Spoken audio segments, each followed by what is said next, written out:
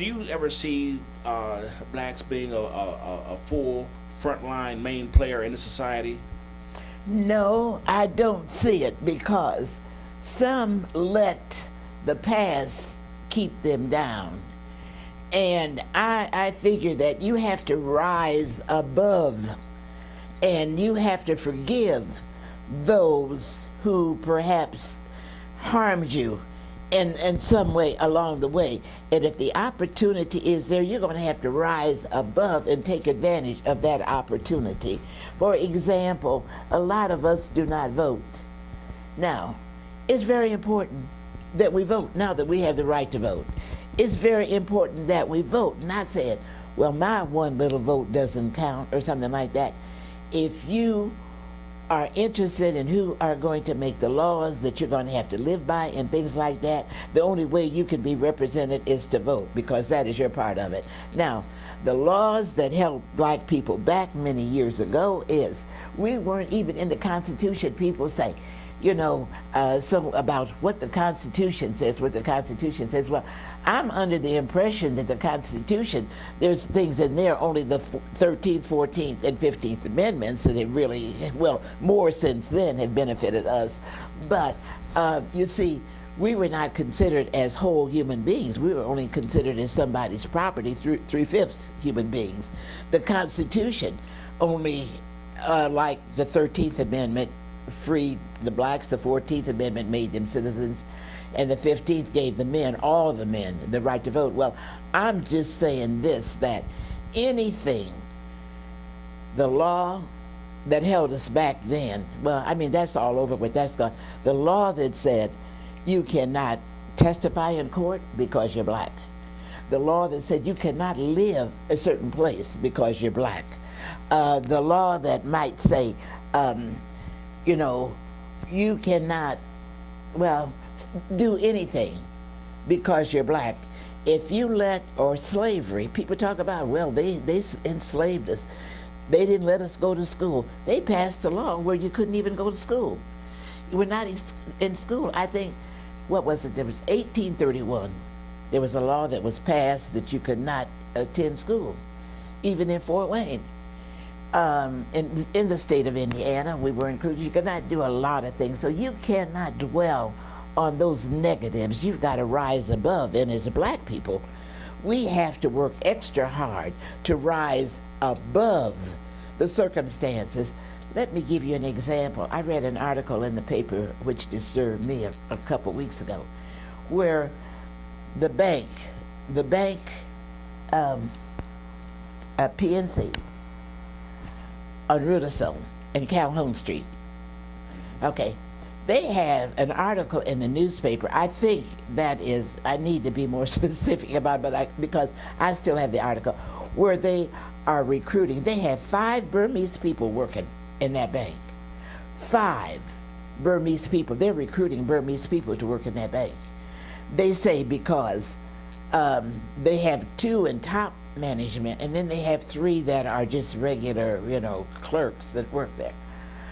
They have not recruited blacks to work in that bank.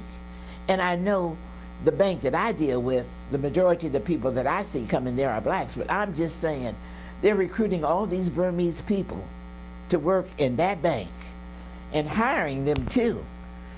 And you don't see one black person working in that same bank when most of their clientele are black people. So the thing that I'm saying is there's still things that are against us as a race of black people. We need to stick together, we need to rise up, and we need to fight those things. And, you know, to make sure that we get our piece of pie. So, you know, but I think as black people, because of the difference in the color of your skin, we will never be, you know, considered on a full basis with those people, because if you are in a crowd and a white person walks in, you pay no attention to it. But if a black person walks in, you're going to say, oh, did they come to rob us, or what do they want? Or something like that, you know, just like put up a sheet, put a black dot on it. Wherever that dot moves, you're watching it.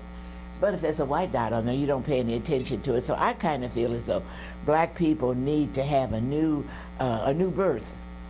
And they need to realize that they're not going to be considered fully first-class citizens unless they demand it, unless they take advantage of all the opportunities. We're doing so many things, to degrade us, like wearing the pants with all your underwear showing, your hair standing up all over your head, shooting each other, and things that you say are not cool. I spoke to a lady the other day. She was talking about the music. Our music is not good for our children. So many things that we as a race must do for ourselves. But one thing that really is specific that I want to ask you about, there's so many black people who are afraid to speak directly with bass in their voice to a white person. They're still afraid to speak up. Now, how do we end that? Well, I kind of think that all depends on the person. We need to read more. We need to be more knowledgeable. We need to be aware of the things that harm us. We need to be aware of the things that are good for us. We need to be active and participate in it. For example, if you want to talk to me about what happened in Boston, I want to be so well aware of the incidents that have happened that I can communicate with you on the same level.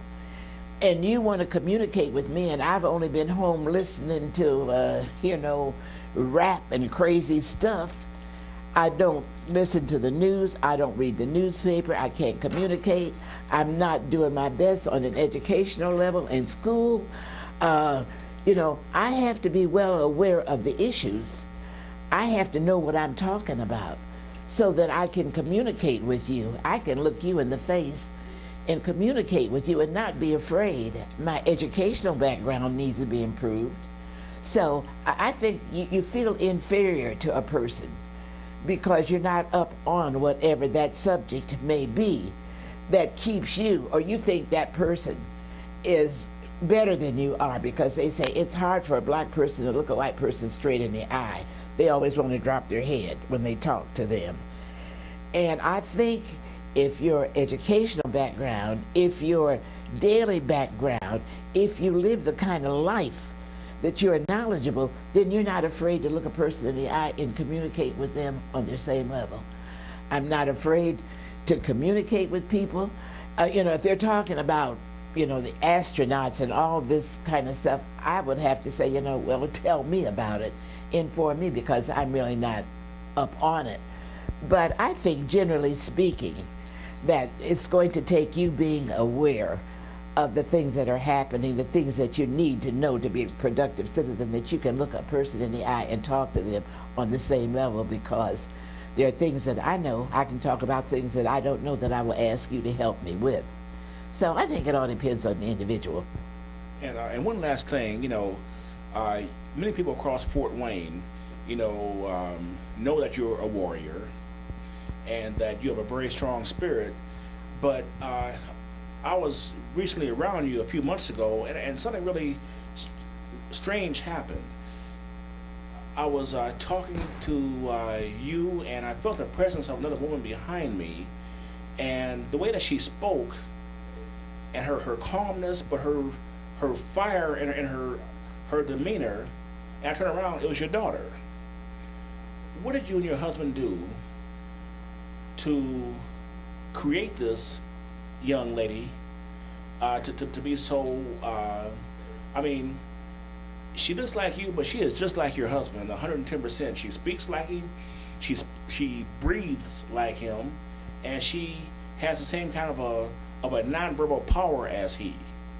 Well, what happened is that my daughter and my husband has always, he came to Fort Wayne with nothing. We had absolutely nothing when we came. And he saw that there was an opportunity here to be able to acquire something like a good job. My husband took advantage of all, because we were so starving. We came here on the bus, and I think we had $50 when we got off that bus. And we came for a vacation.